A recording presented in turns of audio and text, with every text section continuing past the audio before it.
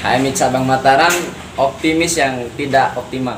Optimisme HMI jadi pesimis karena program kerjanya sekarang sudah pada tidak tahu apa prioritasnya.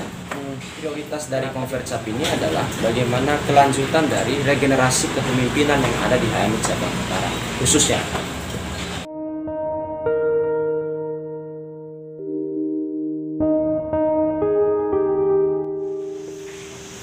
Assalamualaikum warahmatullahi wabarakatuh. Apa kabar semuanya, Kanda Yunda? Semoga kita selalu dalam dengan Allah Subhanahu Wa Taala. Kali ini di episode ketiga, saya bersama Ketua Umum Lapran Pane Unram yang berkesempatan hadir dan meluangkan waktunya. Saya ucapkan terima kasih, Tum. Siap.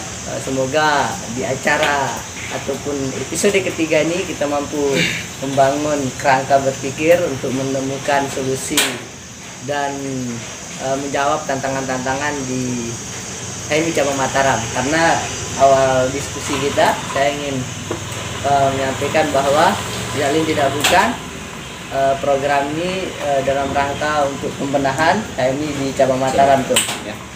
Terkait konferensi cabang itu yang sebentar lagi akan dilaksanakan dan persiapan sudah mulai dilakukan. Saya dengar dari cabang, termasuk soal berkas-berkasnya. Nah, sekilas ini nanti kita akan membahas bagaimana kongres atau Konvercap ini. Ya. Pertama, Tum, Ya. saya ingin seperti biasa menanyakan pertanyaan yang dijawab spontan oleh para narasumber. Ya. Oke. Nanti jawab spontan aja, Tum. Kalau mendengar kata HMI itu, kader HMI. Kader HMI itu intelektualitasnya kuat. Kualitas kuat. HMI cabang Mataram, Tum. HMI cabang Mataram optimis yang tidak optimal. Optimis yang tidak optimal. Oke. Kongres, Tum. Kongres itu sebuah agenda besar yang terlalu lama gitu, sehingga dinamika di bawah ini juga jadi lama. Kalau untuk konferensi cabang, tuh? Konferensi cabang juga salah satu agenda di cabang Mataram yang bagi saya itu juga pelaksanaannya agak lama karena terlalu menunggu dinamika di atas, dinamika kongres. Tapi kan kongres ini belum sampai hari ini bisa dipastikan kapan dimulai.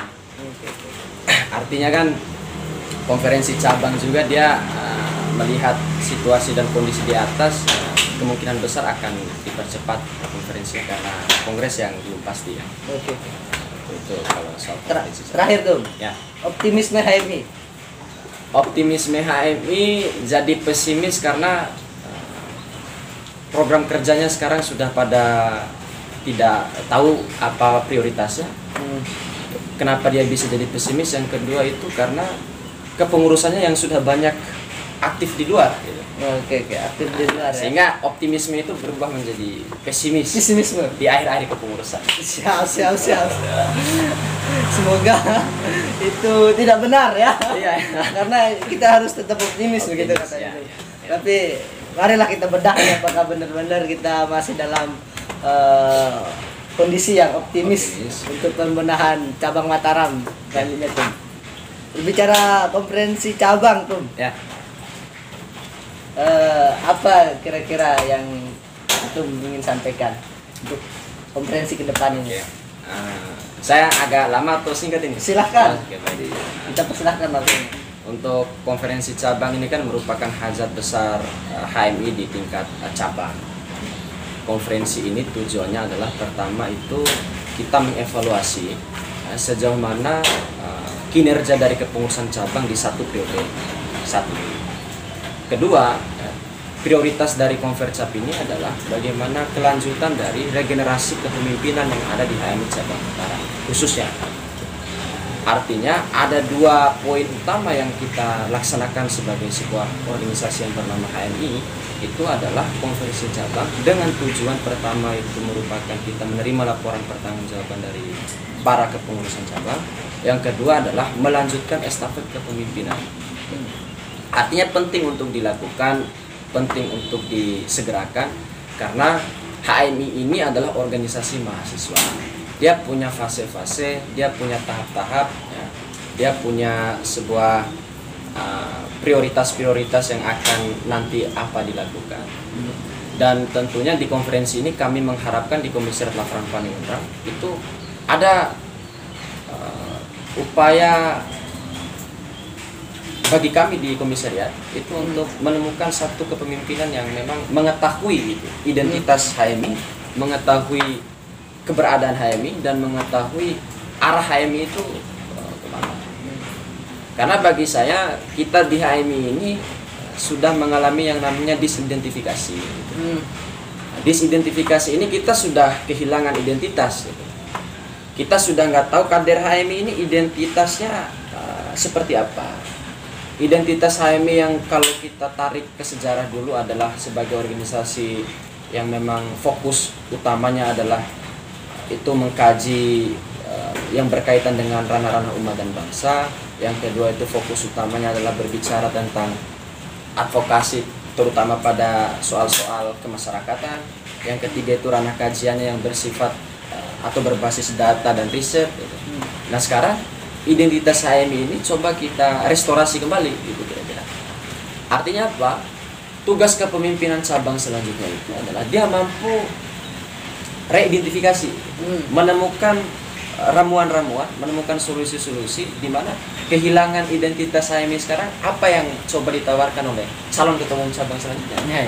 Ide besar apa untuk HMI cabang Mataram?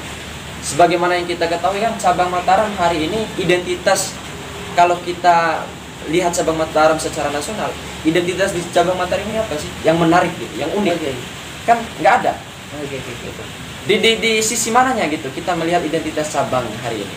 Nah, sehingga itu menjadi penyakit gitu. Itu menjadi salah satu faktor utama kenapa HMI cabang Mataram tidak mampu naik namanya secara nasional.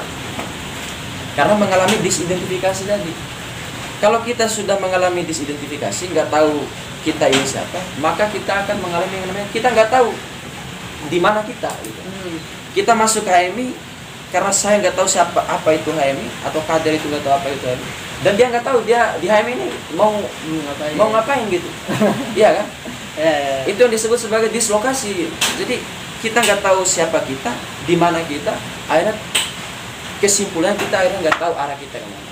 Penyebabnya kira-kira apa? Disorientasi. Ya tadi gitu, HMI tidak mampu mengidentifikasi persoalan-persoalan kekinian, kontemporer. HMI nggak mampu lagi menjadi salah satu komunitas atau organisasi yang bisa menyediakan kebutuhan dasar mahasiswa. Iya kan? Kan kita di HMI ini banyak anjuran gitu, anjuran kamu harus baca Dinda, kamu harus rajin menulis Dinda, kamu harus rajin Dinda rajin. Tapi dia tidak bisa menyediakan instrumen. Untuk orang bisa rajin baca, dia harus disediakan buku. Nah pertanyaannya adalah apakah cabang Mataram menyediakan fasilitas itu? Oke, ada perpustakaan di cabang, ya. Oke, ada lembaga pers mahasiswa di cabang. Tapi untuk menyediakan stok buku yang menghadirkan diskursus intelektual di cabang, itu saya kira buku-buku yang tidak lagi relevan untuk dibaca.